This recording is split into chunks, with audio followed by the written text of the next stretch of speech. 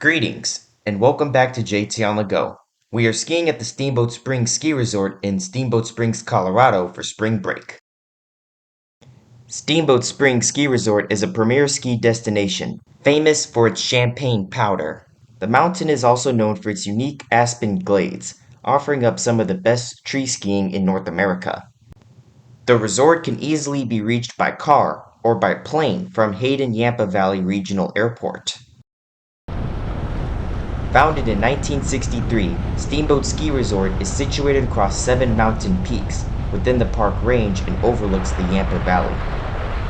The area has a rich Western heritage and cowboy vibe that's celebrated throughout many annual events held on the mountain and in town, including the Cowboy Downhill and the Steamboat Winter Carnival. Steamboat Springs is one of the largest ski resorts in Colorado.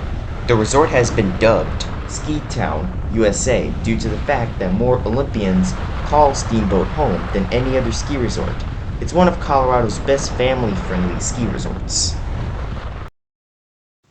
Steamboat Ski Resort has over 4.6 square miles of skiable terrain, 169 named trails, and 18 lifts. The base elevation is 6,900 feet, and the summit elevation is 10,568 feet. The vertical rise is 3,668 feet. The best time to come is in March of every year. If you have kids in school, come on spring break. I did film the Rocky Mountains of Colorado in the summer in my 3-part series about the Amtrak California Zephyr from Chicago to Emeryville. This is what the mountain range looks like in March. By the time of the filming, the skies were clear. If you get lost, there are maps at the sections the chairlifts drop skiers or snowboarders off. The maps will tell you about the ski resort. Restaurants, lockers, parking, restrooms, retail/accessories, shuttle stops, ski patrol, snowports meeting areas, water fill stations, and welcome centers are pointed out across the mountain. The maps also tell you about night skiing. Night skiing only includes a small percentage of the mountain routes. The types of downslopes that each chairlift will take you to will also be pointed out to you. Most of the chairlifts go to greens, blues, and blacks. A few serve blacks and blues, others serve just greens and blues, and only one serves just blacks. That is the Mahogany Ridge Express. All lifts are labeled on the map in red. Only the Steamboat Gondola and the Wild Blue Gondola can take you straight down from the top if you are tired. The easier routes for beginners are symbolized by the green circles. On the map, those routes are in green. These routes are the flattest of them all and the perfect for beginners to learn how to ski before they go on the more extreme routes. The routes that are more difficult and are for intermediates is symbolized by the blue squares. These routes are steeper than the greens. They make up a large chunk of the mountain. The routes that are more difficult and are for advanced intermediates is symbolized by a blue square with a black diamond. These routes are both blues and blacks combined. The most difficult routes, which are for skiers that are advanced, are symbolized by the black diamonds.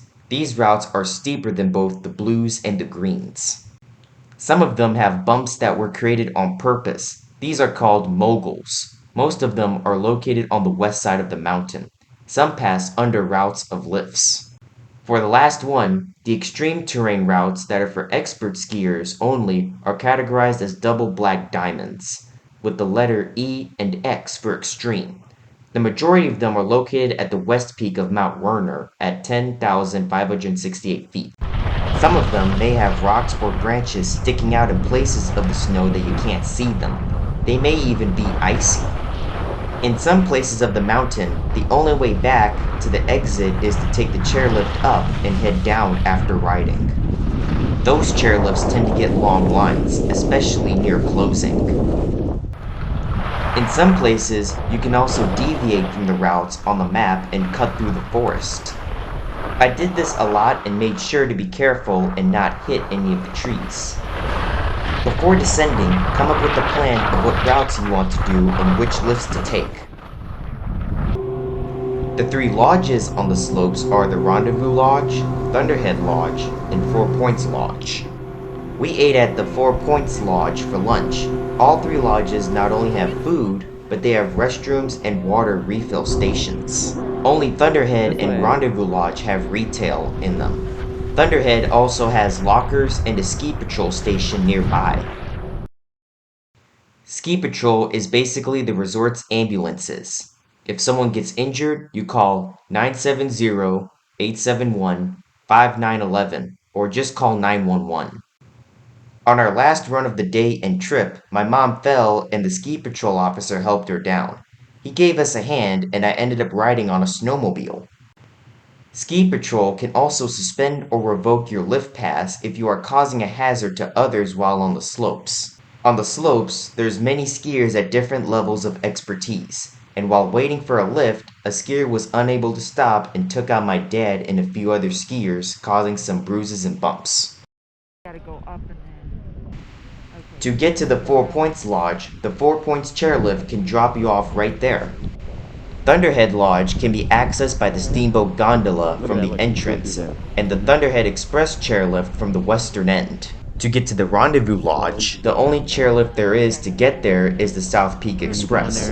You can also ski down from the Rendezvous Way ski route.